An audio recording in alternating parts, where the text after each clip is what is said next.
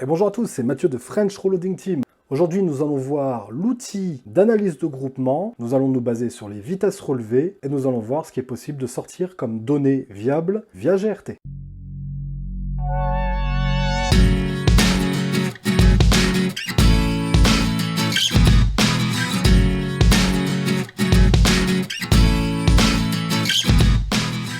Donc les données données par un chronographe, vous l'avez vu dans la vidéo du 7.5, aléatoire. En fonction de la luminosité, vous allez obtenir des variations de fou. Rien ne vaut le magnétospeed, je pense. Le labradar, qui reste quand même une bonne valeur. Nous voilà dans GRT. Je vais vous montrer donc sur un des relevés, le 308. Je vais choisir le 308 Win. Je vais vous expliquer donc le fonctionnement de l'outil analyse de groupement. On va commencer donc par renseigner la simulation. Hop, je vais vous l'ouvrir. Alors oui, j'ai la tête en l'air parce que mon écran qui était devant moi a lâché dans la semaine. Comme les magasins non essentiels ne sont pas ouverts, je n'ai pas pu trouver d'écran, donc je travaille avec l'écran de la télé, ce qui fait que je suis un peu tordu. Mais bon.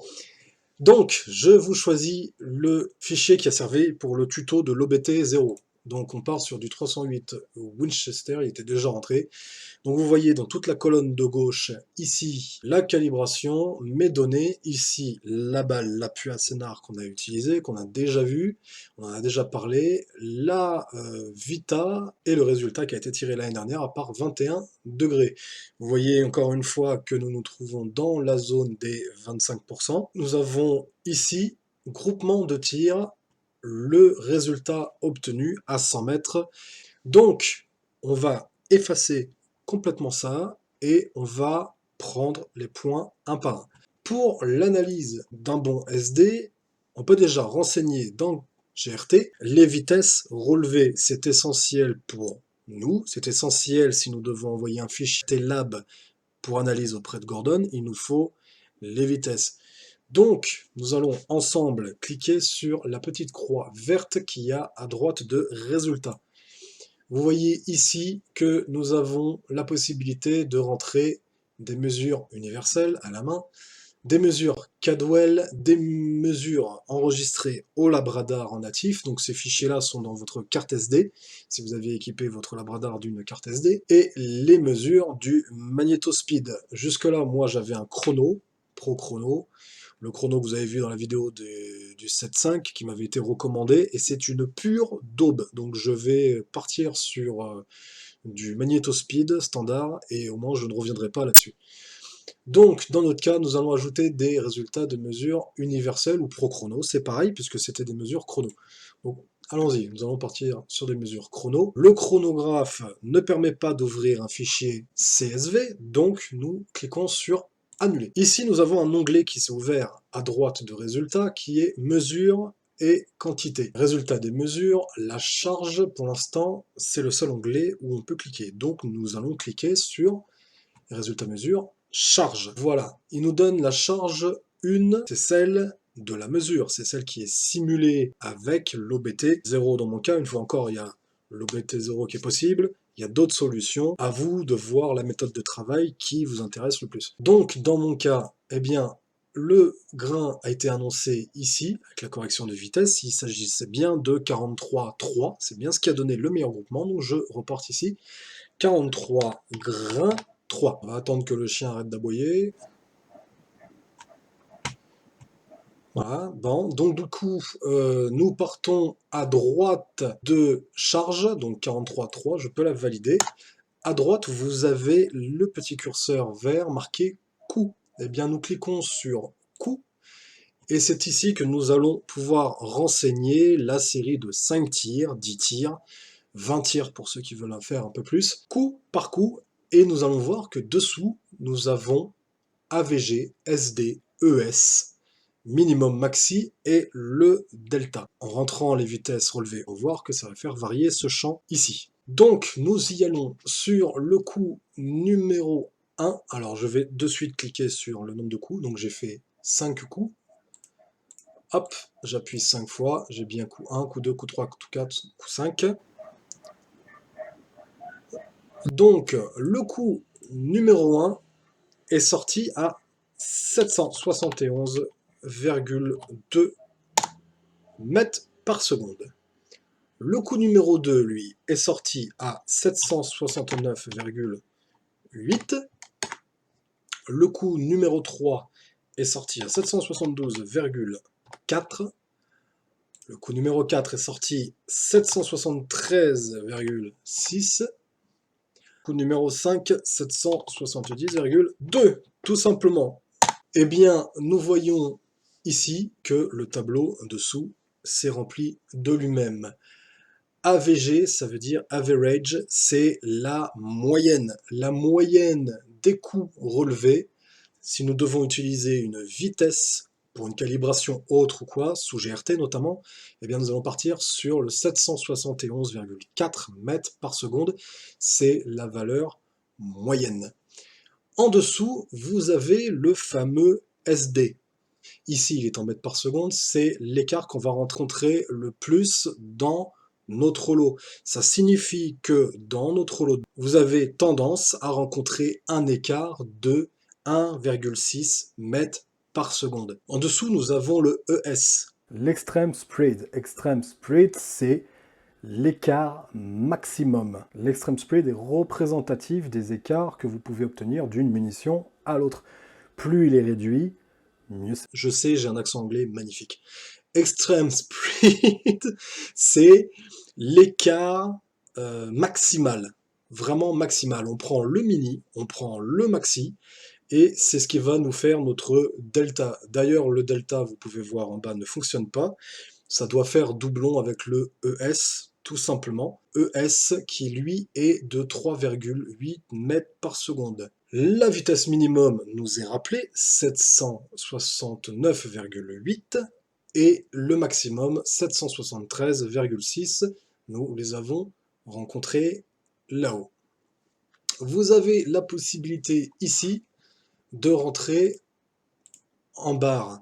Pour ce faire, vous avez plusieurs solutions. Soit vous êtes un industriel et vous connaissez votre pression parce que vous l'avez faite relever au banc de Saint-Étienne, ce qui est tout à fait possible. Vous avez la possibilité d'envoyer vos munitions au banc de Saint-Étienne, ou alors, si c'est juste une donnée sporadique dont vous avez besoin, vous pouvez retourner dans les résultats, rentrer cette valeur ci dans les vitesses corrigées, et il vous donnera la pression ici, en barre, que vous pourrez recopier derrière dans la mesure quantité. Eh bien, qu'est-ce que ça veut dire? Donc, ça veut dire que dans notre lot, nous avons donc des chances de voir varier en moyenne de 1,6 mètres seconde la munition, et nous avons donc des écarts, l'extreme spread, de 3,8 mètres seconde.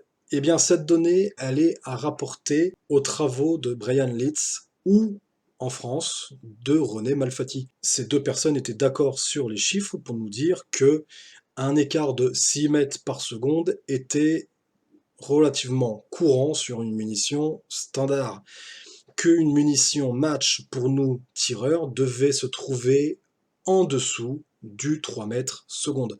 Si nous avons un écart de plus de 3 mètres seconde, ça va influencer la moyenne, donc le SD, et l'extreme spread. Il faut que cette mesure soit la plus serrée possible. Je préfère travailler avec l'ES parce que l'ES est quand même représentatif du lot essayé. Si votre ES est le plus réduit possible, c'est qu'en amont, vous avez bien travaillé vos cartouches. Donc, le temps perdu à traiter vos étuis, à traiter vos cartouches, à peser poudre, étui, amorce, tout ce que vous pouvez faire en amont sur une cartouche se retrouvera sur l'ES. Vous devez viser l'ES le plus réduit possible. Si votre ES est réduit, vous êtes sûr d'avoir munition après munition une très très bonne régularité, c'est ce que tous les tireurs doivent viser. Deuxième partie, nous allons voir donc le résultat de cette munition. Nous allons utiliser l'outil d'analyse de groupement.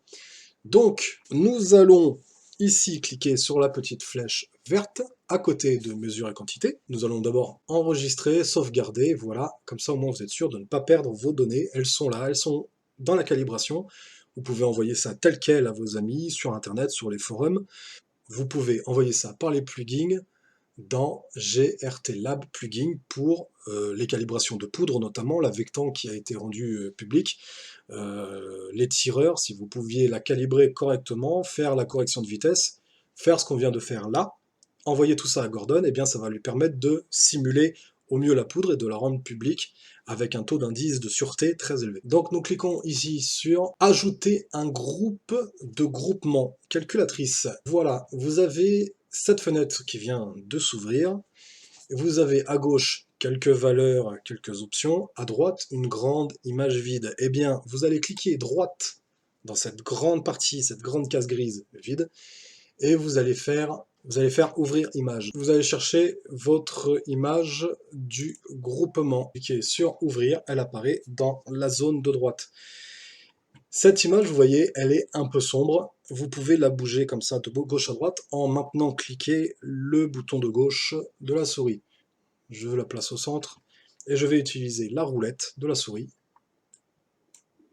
pour zoomer. Ici, vous avez à gauche la distance de tir à laquelle a été effectué ce tir-là. La distance de référence, eh bien, vous avez la possibilité, soit vous prenez là, ici, soit vous prenez la dimension de la cartouche, puisque la cartouche a 71-67. Donc nous allons prendre la donnée que nous avons sous les yeux, 71-67. Distance de référence, vous cliquez dessus et vous voyez, vous avez deux points verts avec une ligne, vous avez la définition qui est rappelée en haut. Et bien tout simplement, vous allez maintenir le bouton gauche de la souris et vous allez choisir votre référentiel. Voilà. Et ici, vous allez tout simplement taper la dimension de votre munition qui vous sert de référence visuelle. 71.67. Vous tapez sur Entrée. Il a validé la référence. En dessous, vous avez l'image. Assombrir l'image de 90%. Vous voyez, ça vous fait une image très sombre. Mettre une image à 20%. Vous donne une image très claire. Vous verrez que ça a une utilité à la fin quand on intégrera le tableau des résultats. Il est venu le temps d'analyser les groupements. Vous allez cliquer sur plus à côté du groupe.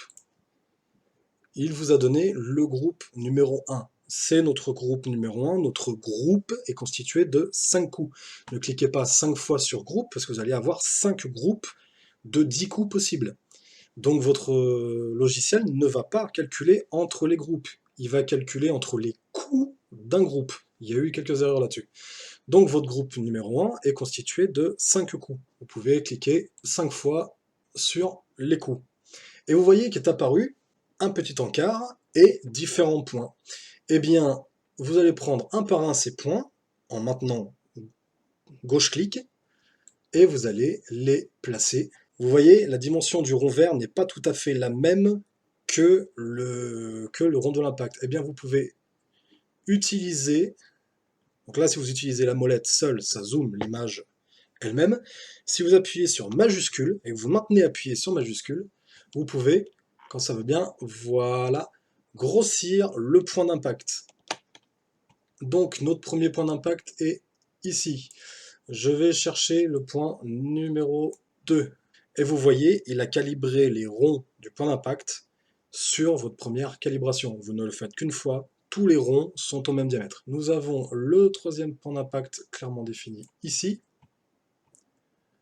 Nous avons, si tu veux bien venir, merci, le quatrième point d'impact ici, et le dernier point d'impact qui est là. Voilà, vous avez placé vos points, vous avez l'ensemble de vos 5 coups dans votre groupe numéro 1. Vous pouvez tout à fait, du coup, analyser plusieurs groupes de tir. Si vous faites un escalier réduit, donc de moins 0,3 plus 0,3, vous pouvez prendre une seule image des groupements et vous pouvez analyser les différents groupes sur la même photo. Vous aurez autant d'encarts que de groupes à analyser. Eh bien, nous allons cliquer sur l'encart du groupe, qui, pareil, est assez réduit, nous allons appuyer sur majuscule, maintenir majuscule et augmenter avec la roulette. Voilà. Voilà qui est plus clair. Nous avons donc le rappel de la distance, le ES, le SD, nous avons le minimum, la largeur et la taille, c'est la hauteur. Bon, il va falloir que je revoie la traduction de ça. Donc, allons-y, exercice, ES veut dire...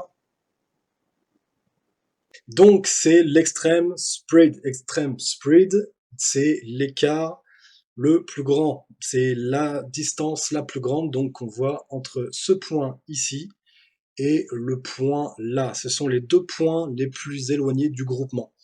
Le SD, c'est le Standard Deviation. Il s'agit d'une valeur extrapolée en fonction des distances relevées. Le minimum, c'est donc l'écart qu'il y a entre deux points, c'est l'écart le plus faible entre deux impacts. Entre les deux impacts les plus proches de ce groupement-ci, ça doit être ces deux-là, là au centre ici, là, eh bien il n'est que de 3 mm 62. Voilà pour cette analyse. Donc le signifieur, c'est significatif, c'est une erreur de traduction qu'il va falloir que je reprenne aussi, il y en a encore quelques-unes, je n'ai pas pu tout corriger. C'est 7,91 mm, c'est la moyenne de nos tirs. La moyenne de nos tirs, de nos groupements, est de 7 mm 91 précisément, en moyenne. La largeur, donc, la largeur du groupement, elle, est de 8 mm 49 et la hauteur, représentée par la taille, il faut que je traduise, est de 8,76 mm. Mon père a réalisé ce groupement-là et ce tir-là grâce à GRT et au calcul de l'OBT 0, nous l'avons vu donc en amont. Le ES le plus réduit doit être visé par tous les tireurs qui veulent de la qualité, qui veulent du groupement de précision. Si votre but est la précision, bien sûr, vous allez chercher un SD réduit, parce que c'est plus votre SD est réduit, plus vous avez de probabilité que votre munition présente le moins de variations possible. Le ES, lui, l'extreme split, c'est une valeur réelle de votre écart max. Bien sûr, plus il est réduit, plus votre munition présentera réellement des écarts minimes. La différence, c'est que le ES se constate à la fin d'avoir vidé votre carton, que le SD permet sur un lot de savoir la tendance que va avoir ces munitions-là, comment elles vont se comporter pendant le tir. Brian Litz et René Malfatti préconisaient tous deux des écarts type inférieurs à 3 mètres secondes pour de la munition de qualité, de la munition match. Dans cet essai, nous avons réussi à descendre au plus bas. Un SD de 6 mètres secondes est caractéristique de munitions manufacturées ou de munitions de chasse. Entre 6 et 3, alors des munitions de bonne qualité. Un SD inférieur à 3 mètres secondes, comme disait M. Malfatti, comme disait René Malfatti, est caractéristique d'une munition match et on ne la rencontre que chez les rechargeurs. Note toutefois, certains manufacturiers ont fait d'énormes progrès ces dernières années, continuent à en faire, proposent des technologies. Leurs poudres sont de plus en plus régulières et ils obtiennent des SD réduits. Néanmoins, nous, tireurs qui recherchons la précision, peu importe la catégorie, il est bien de se référer à un SD minimum, encore plus à un ES le plus réduit possible. On est quand même sur quelque chose de très très précis, on est sur un outil qui va nous permettre derrière, avec des valeurs précises, de calibrer aussi bien Strelok Pro. C'est tout pour aujourd'hui, je vous remercie de m'avoir suivi encore une fois. N'hésitez pas à nous rejoindre sur le groupe Facebook Gordon Loading Tool FR, qui est le groupe d'entraide et de prise en main du soft GRT. La communauté est bienveillante, vous êtes tous les bienvenus. Vous trouverez plein d'astuces, plein de conseils. N'hésitez pas à nous rejoindre. Je vous dis à très bientôt. Ciao à tous.